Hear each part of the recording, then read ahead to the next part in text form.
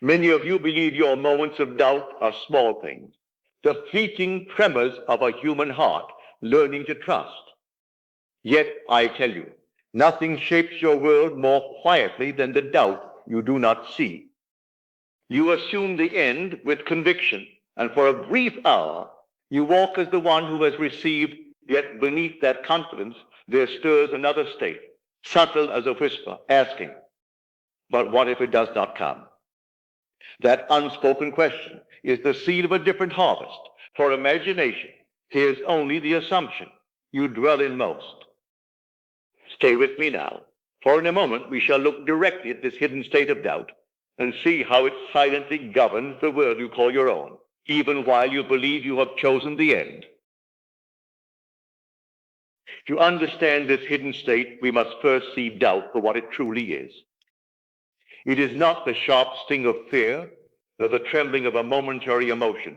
It is a dwelling place of consciousness, a quiet room within you where you linger without noticing.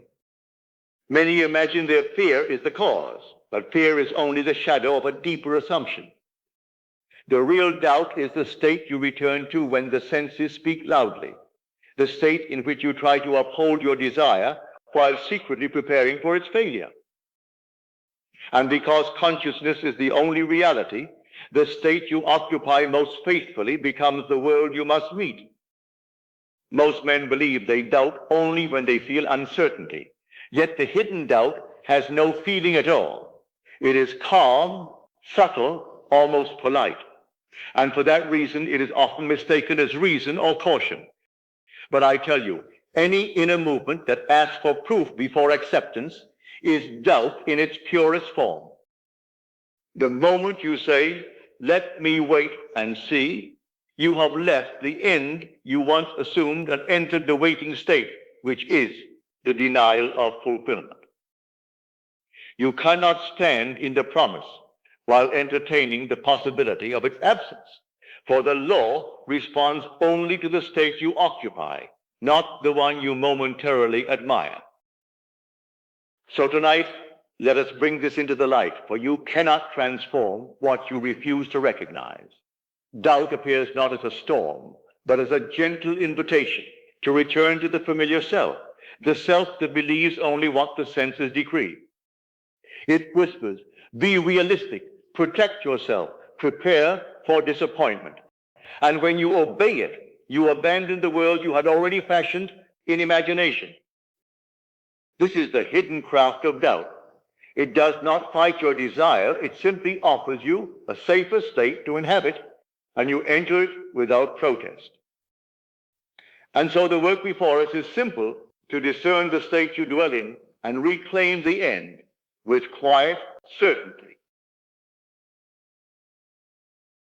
There is a moment in every seeker's journey when the hidden doubt begins its silent work. It does not come with noise or argument. It comes with the smallest impulse to check whether anything has changed. You look for a sign, a message, an opening in the outer world. And in that very act, you leave the state of fulfillment and enter the state of questioning. This is the subtle trap, for the mind convinces you that you are merely being sensible, yet imagination hears the inquiry, not the desire. The question itself becomes the seed of a world where the desire is still absent. You must see clearly that doubt expresses itself not in emotion, but in behavior. The busy checking, the constant comparing, the quiet monitoring of time, these are the rituals of unbelief.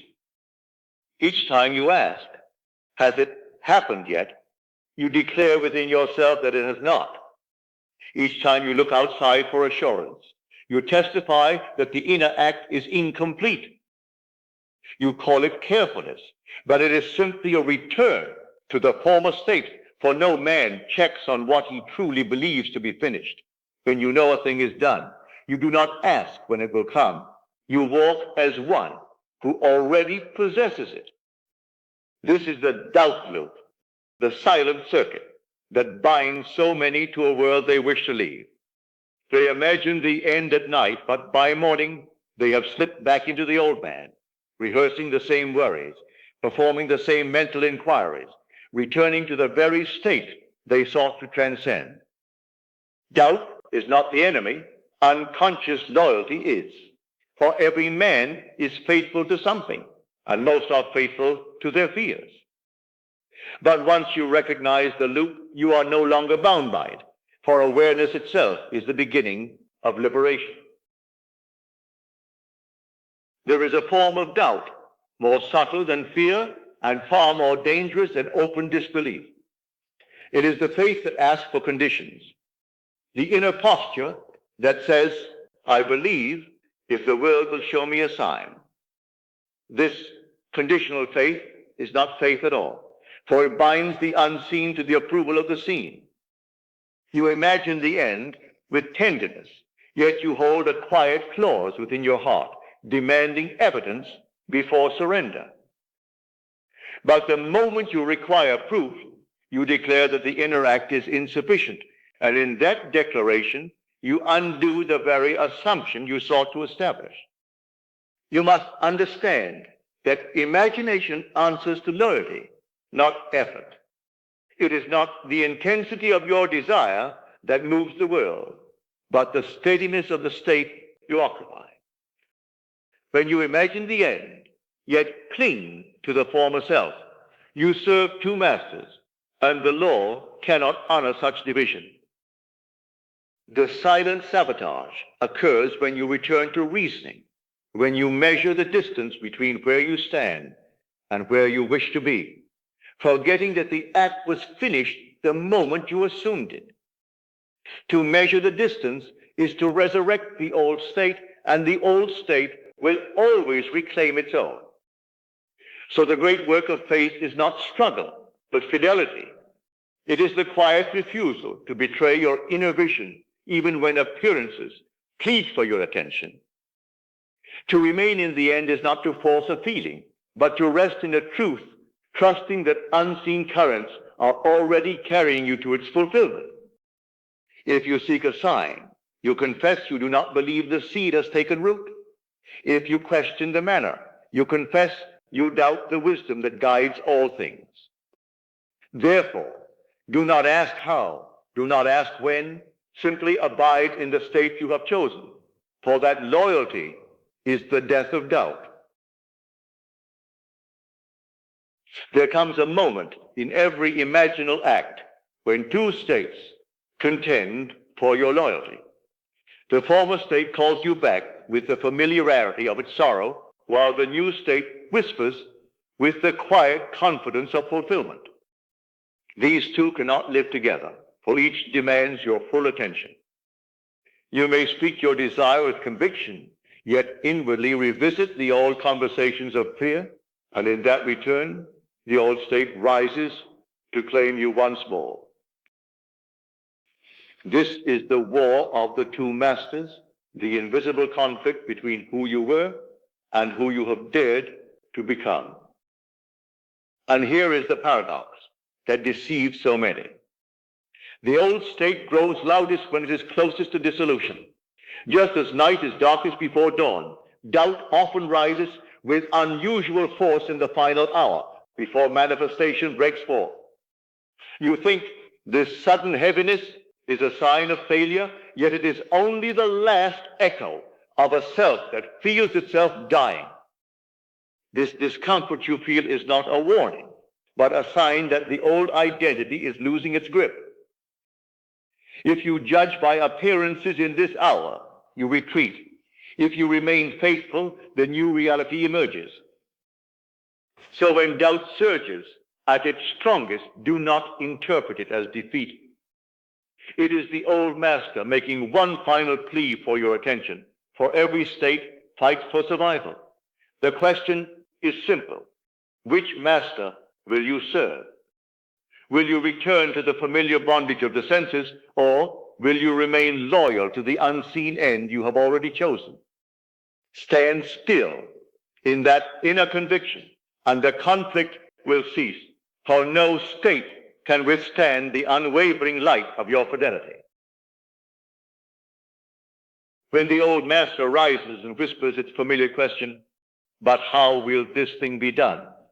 You must not entertain the inquiry, for the question is the very breath of doubt. We do not conquer doubt by argument, but by turning away from it entirely. You must replace the question with the answer.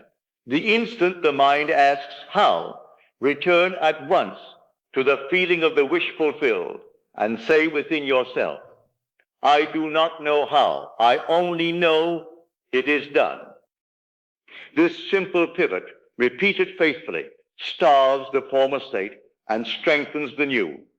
For imagination responds to your inner conclusion, not to the noise that precedes it. Do not wrestle with the rising thought. To fight the doubt is to feed it, to give it substance by regarding it as something that must be overcome. Instead, turn completely from the shadow and assume the atmosphere of the end, as though you had stepped into another room, a quiet chamber where the desire has already matured. Let the body take on the posture of fulfillment. Let the breath soften. Let the inner tone shift from questioning to possession and remain there until the new state feels natural. This is the victory, not struggle, but the effortless knowing that the work is finished within. And should the doubt return, as echoes always do, greet it not as an enemy, but as a reminder to choose again. The old state does not vanish in a single hour. It fades as your loyalty shifts. Each time you turn from the question to the answer, from the fear to the fulfillment, you are chiseling away the former identity and establishing the new. Persist in this quiet pivot, and the day will come when doubt no longer rises, for it has no place in the being you have become. Walk now as the one who has received, not the one who waits, for waiting is the denial of the gift, but possession is its acceptance. Now, let us go into the silence.